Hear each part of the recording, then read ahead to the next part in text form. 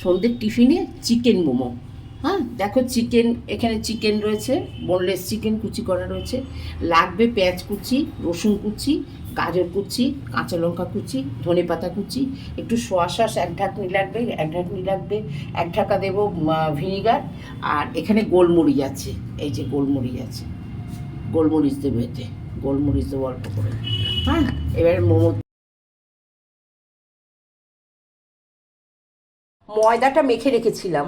হ্যাঁ, একটু 2 চামচ সাদা তেল আর একটু নুন দিয়ে, ময়দা আছে এতে, দিয়ে মেখে রেস্টে 10 মিনিট রেখে দিয়েছি।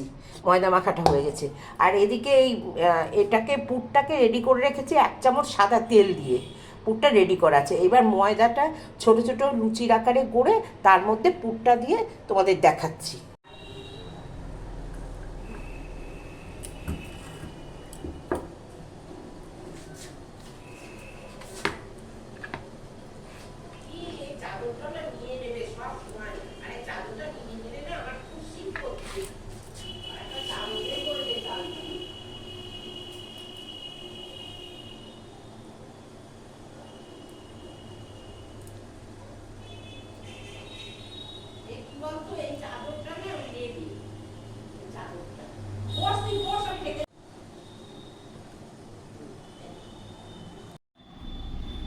মোমো রেডি হয়ে গেছে।